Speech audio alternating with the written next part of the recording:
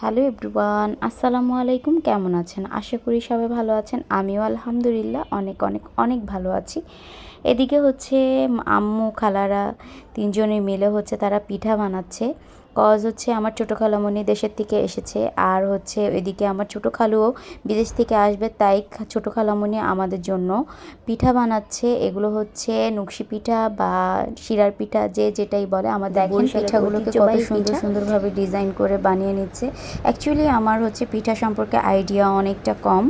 এদিকে হচ্ছে তো আমার আম্মু খালারা তিনজনে মিলে পিঠাগুলো বানাচ্ছে খুব সুন্দর সুন্দর ডিজাইন করে। আমি শুধু দেখছি, শুধু দেখবো এবং খাবো, বাট বানানোর জন্য কখনো আগ্রহ নাই। কঠিন কাজ তো, তাই এখন এই তো পিঠাগুলোকে এখন তেলে ভেজে নিচ্ছে সুন্দরভাবে। তেলে ভেজে নেওয়ার পর আগে থেকে শিরা বানিয়ে নিয়েছিল মিষ্টি করে।